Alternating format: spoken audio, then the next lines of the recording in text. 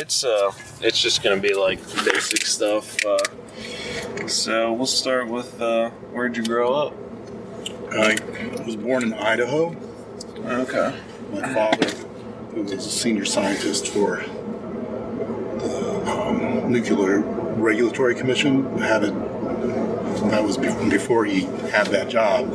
He was working on one of the many nuclear power plants in the deserts of Idaho. Oh, okay. He worked for Phillips Petroleum, their reactor. Oh, okay. And when I was about 4, we moved to Pittsburgh, which is where I really grew up, was in Pittsburgh, Pennsylvania. Oh, no way. Vague memories about Idaho. Oh, okay.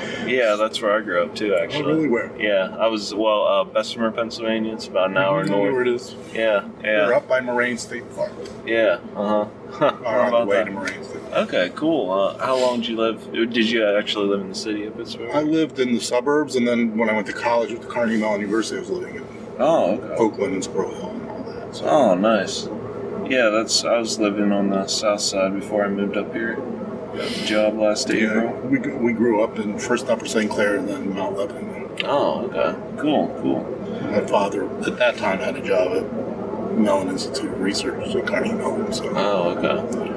Okay, so he was a nuclear scientist? Yes, he was. Oh, okay. PhD in nuclear chemistry from Rensselaer Polytechnic Institute. Oh, okay. What'd you go to Carnegie Mellon for? Carnegie Mellon University. I just went for general studies because I really didn't know what it was going to be. Not a big liberal arts program there, but I got free tuition because my father was an employee, which in this day and age would really mean something, but it meant something back then. Yeah, too. Absolutely, yeah. Back then, it was a very expensive school, too. And by expensive, we're talking $3,000 a year, which doesn't seem expensive now, but back in 1975, when I started school, it was expensive. I didn't have to pay it because my dad worked there. Yeah, for sure. Yeah. I probably would have done better in school because I wasn't the greatest student of all time if I had gone to the University of Pittsburgh instead of Carnegie Mellon University. When my parents were like, no, free tuition, go there. I had to pull some strings to get me in, and I got in, I did okay, but I probably wouldn't have been better off at a less prestigious or more to the point, less tough school. But I did my thing. So. Okay, cool. Then what'd you get into after school? Well, I graduated right in the middle of a recession. Back when I graduated was 79. Okay. That was when we called PhDs Pizza Hut delivery boys. Because that's how hard jobs were to find. Oh, wow. So, on the road, we left Pittsburgh because it was really between the deindustrialization of Pittsburgh and the white collarization of Pittsburgh that happened during the 80s. So I was gone by then. So I went down to Texas. And I lived down in Texas and Colorado, which is where I got married, had a couple of kids, did a number of things. But the biggest thing I did was I was able to enter what's called the CETA program back then, which I can't even remember what the letters stand for, but it was a training program under the Carter administration to train people in actual work, not just having a degree, but actually a job. And I was trained as a trainer. Okay. And so I've had a number of jobs over the year. In fact, my last job was as a corporate trainer as well. So I learned how to train people. Okay. Which went right along with in the end, I got a degree really in psychology. That's what I mostly studied. Under general studies. But they didn't really have a psychology degree. It was just considered a general studies degree. Okay. Just because it's such a technical college, they didn't really.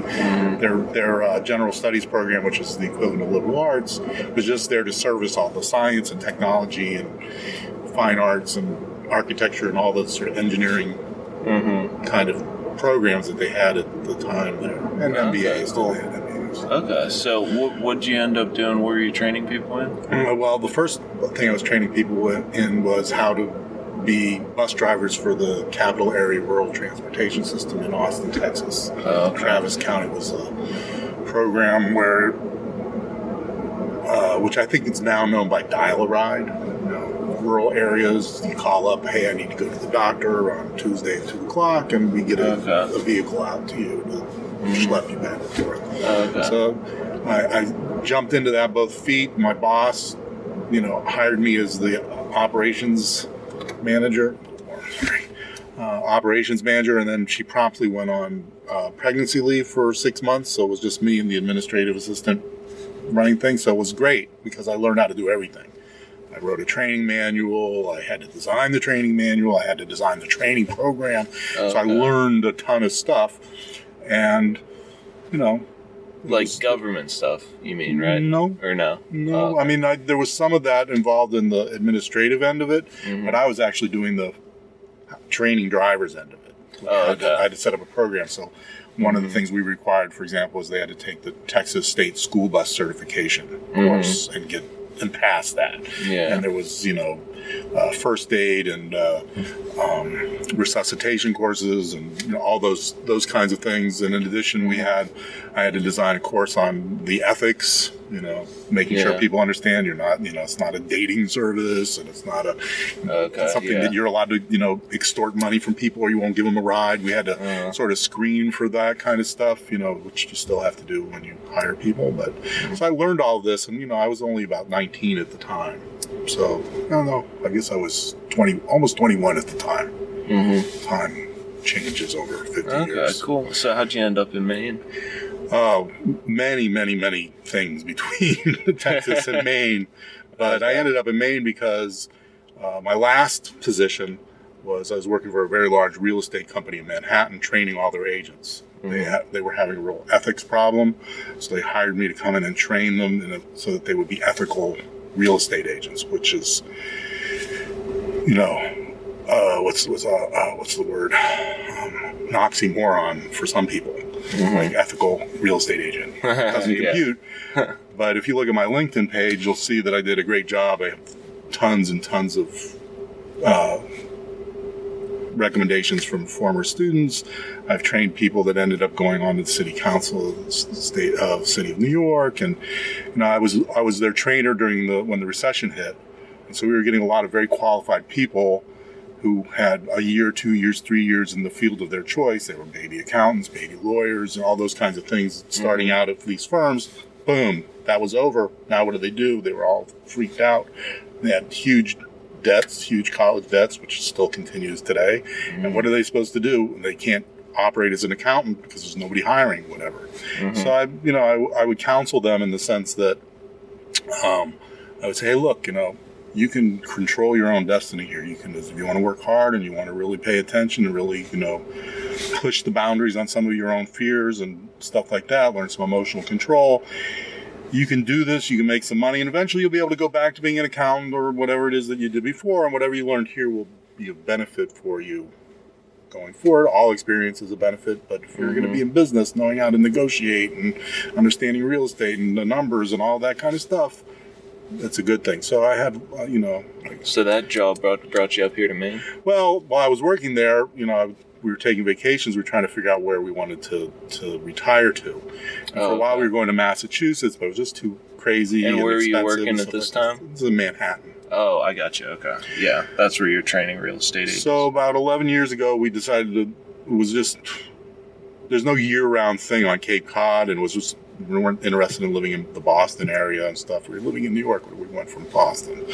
So if we were going to get out, so we decided to take a chance on a vacation in Maine. We went to Booth Bay. For the next few years, we went to Booth Bay for a few weeks every summer, and we just fell in love with Maine. Sharon got her acupuncture license, and then we decided, in 2013, hey, maybe we should retire there. Let's buy a house there while we were working and, summer up there, whatever. Okay. So in 2014, we actually bought the house. Okay. And then I retired in 2016, just prior to Trump's election, which was not a good day for me. So I'm like, I'm retired and this is what you're doing to me. So I got involved. And that's the house in Damariscotta, That's right? the house in Damariscotta. Okay. And I also, we sold our properties in New York City, and I bought some properties up here, and I'm a very ethical landlord. My tenants love me. I get calls all the time from their friends. I hear you're a great landlord. Do you got anything available? I'm like, no, I've got a whole waiting list. Oh, wow. Okay. So, but I do things like, when they sign the lease, I read the entire lease to them. I make sure they really understand what they're signing. Yeah. Not just because I want to protect myself, which I do, but I also want them to know what they're getting into. I rent to a lot of younger people. And they've never signed a lease before. They have no idea what they're signing a contract here. So I just feel like it's important that people understand what they're signing. And then later on, if I were ever to have to go to court and they say, well, we didn't know it was in the lease, which is not an excuse anyway, I can say, oh, yeah, you did, because I read it to you. I read it to all of you. I've been reading leases to all my clients since about 2004. Okay. So, and I have a proven record of that. But that's just one thing. So, like rent increases. I set my rent for what I need to make on the property. And it's in line with, and usually a little lower than the current prices around here. But in the lease, it says I'm entitled to a rent increase every year. But I tie all my rent increases to the New York City Rent Stabilization Board, which can never be more than 3%. Oftentimes there is no rent increase. And whatever it is, that's what I go by. Oh, okay. So I have an outside person or group looking at inflation. That's what that's based on. Mm-hmm. So I don't have to decide it. I have I can say, hey, look, this is how I do it. This is how I determine my rent increases. My rent increases are not about making more and more money. Mm-hmm. I've set the amount of money I need in my rents. This is just to cover the cost of living, and that's something that's part of everybody's life in this country and everywhere. Cool. Actually. So that's basically what you do up here now. Yeah, and I'm very hands-on. I go unplug the toilets and I take the garbages out. Is it mostly properties in Lincoln County? Or? And in Damariscotta and Newcastle. Oh, okay. Cool. So I have 5 apartments altogether. Oh, okay. House. Cool. I think it's 5 apartments last time I looked. Okay, cool. I'm sorry, 4 apartments. 2 buildings, 4 apartments, plus our house. Okay. 4 apartments and a house. Okay. Is that right? Yeah, so, I'm very... why'd you run? Well, I'm running for a couple reasons. One is it's a short term. It's just to fill. I guess her name's Emily LaSure had got a new job. She moved to Brunswick. Yeah. Amy LaSure. I don't know why I always call her Emily, but Amy LaSure got a new job. She's in Brunswick, and they needed someone to fill a 3-month term. Yeah. So I said, hey, this is a great way to see if it's something I would be interested in doing longer term. Yeah. Mm-hmm. Get to meet some new people that are obviously important to the town, and my plan is to do a lot of listening. My understanding of the job is that as a town selectman, I'm helping to administer the law. I'm not really creating the law necessarily, but once they've got this historic district thing that's on the ballot March 3rd. So if it passes, it doesn't pass, I only get 1 vote, like every citizen of Damariscotta. Yeah. And if it passes, okay, that's what the people want. I'm going to do my best to administer that law fairly. If it doesn't pass, then I'm certainly open to other ideas. I believe that maintaining the flavor of the town and all the stuff that goes along with it, preservation is important, but I also know that it can be used to harm people that the powers that be may not particularly care for. In small town, people run each other the wrong way and stuff like that. For me, I'm looking at I take the whole thing, I forget the exact title. It's like town selectman, assessor of taxes, and something of the poor. Supervisor of the poor. Yeah. I take that supervisor of the poor thing to be a responsibility to the poor people in Damariscotta. And there are plenty of poor people. You know how I know? There's 2 dollar stores in this town. Yeah. They're not frequented by the rich particularly. Yeah. So I just want to watch the process and be, cognizant. I'm not looking to make huge waves, but, if people are getting screwed, I'm going to say something. That kind of thing, Yeah. And I believe that everybody has a right to exist. Everybody has a right to the pursuit of happiness. That's what the Declaration of Independence says. Not a right to be rich. The right to pursuit of happiness. Those are 2 different things. And that includes poor people and working class people and middle class people and upper middle class people and rich people. Everybody's got a right to their thing. And in my opinion, as a businessman, then it's incumbent upon me, because I was able to make more money or be more successful or whatever, to not take advantage of that and create bigger and more losers in the capitalist system. My belief is, I did well, I need to pass that, pay that forward, as they say. And so one of the ways I think I can do it is if I get along with everybody and turns out good over the first thing and I run and win a second term and I don't know if they're going to win the first term, then that's who I feel like I want to represent. In addition to that, I also think that there's not enough say from people who have moved here from away.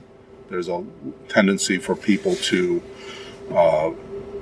notice names and say, oh, I know the Pinkhams. Oh, I know. And I'm not saying there's anything against the Pinkhams or any of these people, but name recognition is important. And there are names in Damariscotta and Lincoln County and Maine that are very well known. Yeah, absolutely. And they all always end up on boards and town selectmen and stuff like that. And you know, so this time I'm running. I'm not one of those names, and I'm from away. Though I've lived here permanently since 2016, January 2016. I permanently moved up here. I was commuting for a while back for that year. Oh, okay. And actually I was commuting for the 2 years before that too, but we were still citizens of New York State. But I've been here for 4 years as a citizen, and I love it here. Yeah, I love Damariscotta, not just the physical beauty. I love the people, despite, you know, sometimes not always getting along with them. But in the end, I understand everybody has a point of view, and they're just as valid as mine. We can have a discussion, and let's find out where we agree on things. Which is one of the reasons why I love Bernie Sanders, is because his whole thing is, you're not going to agree with me on everything. I'm not going to agree with you on everything. But hey, we agree that X. So let's work together on X. Not worry about Y or Z. Let's worry on X because it's something we have in common. And that's how I sort of view the whole thing. Okay, cool. Yeah, sounds good. So what's your favorite thing about Damariscotta? You have anything in particular that you like about it? Well, I'd like to say it was the black flies, but it's not the black flies. If I had to pick something that's my favorite thing, it might be just the people. I mean, they're very helpful. They're very warm. Yeah. Even though I have Bernie bumper stickers on the back of my truck, I know if I, you know, had a big flat tire, 2 flat tires or something on the side of the road, somebody with the Trump sticker would pull over, probably laugh at my Bernie stickers, but he'd still help me. And I would still like, you know, the Republican office up on Route 1, their office, they had a sign out, Maine Women for Trump, and somebody put a big black thing through it. I actually was going to go up there, and somebody talked me out of it. But I was going to go up there and offer to go out there and wash their sign and repaint it, as long as I could wear my Bernie shirt while I was doing it. Because I don't believe in that. I believe in freedom of speech, and I don't believe somebody should damage somebody else's speech or property or what have you. And that's just, I just don't agree with that kind of thing. And I have no idea who did it or why. It doesn't matter. But I'm against that sort of behavior. That sort of behavior has sort of gotten us to where we are. With the polarization today and stuff like that. I mean, I grew up in a family that had both Democrats and Republicans in it, and somehow we managed to love each other and survive all those years. It wasn't until, you know, the really Ronald Reagan and then Bill Clinton putting the final nails in that we got this huge bipartisan divide where we can't work with each other anymore. It's not that we used to disagree and work with each other. Now we just disagree. And so I want to go into this job more with like, let's work together. We can still disagree on some things, but let's work on the things that we agree on. Absolutely. So that's the main purpose you're going to go in, and you don't have like anything in particular in mind. You just want to 3-month term. Try your hand at it. It's a 3-month term. You know, and then, you know, the bonus for me, and I don't know if I should say this or not, but the bonus for me is just being on the ballot with Bernie Sanders. To be able to say that, my wife jokes, what are you going to have that put on your tombstone? On the ballot with Bernie Sanders. That's true. I go, that's cool. That's a good idea. So that was that wasn't the reason I did it, but it was a bonus. My brother is very jealous. That is pretty cool. Okay, cool. I think we pretty much covered anything. Oh, what do you? So that's psychology degree. Where was that from? Well, you said it was kind of like a psychology degree. But... I went to Carnegie Mellon University, and then I ended up getting another degree from the California state school system through their community college in San Diego. I picked up a license to treat addiction. Oh, okay. 2-year license to treat addiction there, which was a psychology degree. They called it something else too. Oh, I got you. They Okay. called it alcohol and other drug studies. Yeah. So, and then I worked. So when I was out in California, I was working with that population in an inpatient dual diagnosis setting. Okay. And I did that for a few years. I was always been into art, so I was doing some art therapy there. I did some drum therapy there. Still got some drums left. Still do the art. Oh, cool. I actually got a show at the River Grill starting April. I think I'm hanging it April 6th. That's the Monday there. Oh, nice. Okay. So, What kind of art do you do? watercolors. Oh, watercolors? Okay. Awesome. Awesome. All right. Well, yeah, I know. I don't want to keep you any longer. I know you got this meeting. What are you doing at the meeting? I'm just basically letting everybody know to vote for me. Because everybody in there knows me as Zev. I just want to make sure they know that Zev's not on the ballot. William's on the ballot. Is this just like the normal meeting? The of monthly Democrat? meeting, yeah. Oh, I see. Okay. And it's the last one prior to the March 3rd primary. Oh, and okay, the caucus that follows shortly thereafter. Okay. So. Yeah. I might stick around just for fun. All right. Yeah, it should be interesting. I saw some